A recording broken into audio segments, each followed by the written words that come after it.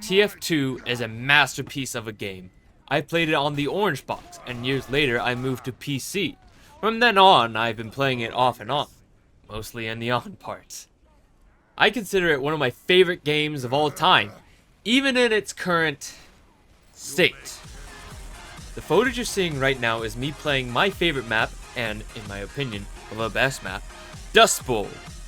Although it's not favorited by many, it still holds a place in my heart from the orange box days. With that said though, even these classic maps are not free from the plague. You've seen, yes, the bots are still here. With good coordinated teams, you can catch them before they do too much damage. Although there are some times you load into lobbies and there's just, simply put, nothing you can do at all.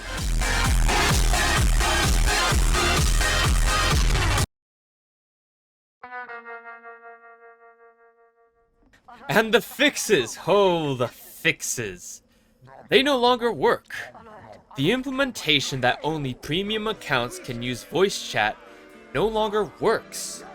The system now simply exists to punish free-to-play accounts. All the while Valve worked on their new projects, they left TF2 to rot. During this period of abandonment, bot hosters started making their bots a little more advanced. For example, they've been making bots who type in chat when they're getting kicked, in order to fool trusting players. If the tormenting of lobbies and acts of deception weren't enough, these hosters are like actually terrible people in real life. And if one Reddit post isn't enough to convince you of this fact, then how about others' testimony? This negligence is what motivated me to take matters into my own hands. In 2022, my friends and I started documenting the cheaters we found in TF2. This ultimately turned into the cheater database, which was leaked to the public in 2023. That's when the cheaters and bot hosters took notice of me. First attempt at slander was using the good old inspect element. Some cheater stitched together a bunch of images designed to depict me as a pedophile, saying things like, "It's legal where I live," and "One more picture and I'll stop." The bot hosters have done this too either. Among the victims of this method of harassment is Spiky Mikey. My experience with the Spiky Mikey bots kind of started with a DM I randomly got on Twitter or something, before I'd even heard the bots existing or anything like that, and it showed me a screenshot of whatever the bots were doing in game, like advertising all of my social medias and stuff like that, and they were asking if it was really me doing it. So I kind of just had to put something out on the day as fast as possible, else people would definitely start getting the wrong idea. And yeah, when they started going kind of everywhere for a little bit, I received loads and loads of comments from people who genuinely believed that those accounts were mine, and I was genuinely just that desperate to promote myself in every server. They would also launch DDoS attacks against his TF2 server. Hosters also launched DDoS attacks on Mega Scatterbomb's cheater database. First thing they've done by far was when they swatted me. Sometime last year, I had 2 police officers knock on my door at 11 PM looking for me. Thankfully, I live in New Zealand, so they didn't do a full-on Osama bin Laden type raid with SWAT teams and tear gas. They suspected me of making a bomb threat towards my university. Earlier that day, someone had made that bomb threat under my real name and posted said threat in some of the student-run Discord servers. This was quickly escalated to police, and the university was partially evacuated. At least one occasion, the bot hosters have even tried directly extorting community members.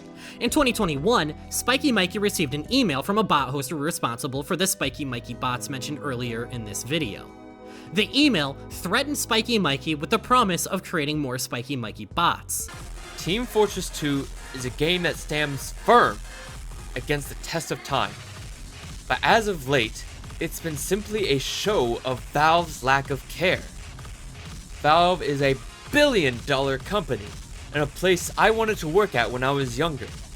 I looked to their games in the orange box as pushing the limits of what gaming was. These groundbreaking games are now simply left to wither, with Valve only intervening when they're called out by so many people that media outlets pick it up. So although I don't agree with this method, I know it's the only way Valve will even glance at this game once more.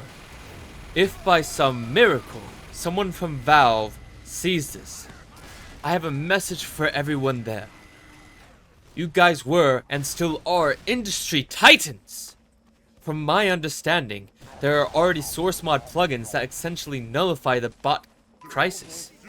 Hence why community servers are protected against these attacks, unlike the casual servers.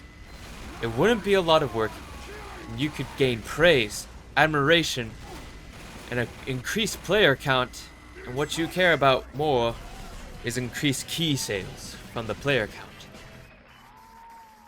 I've said my piece. Chances are I'll still play this game till it's overran by bots.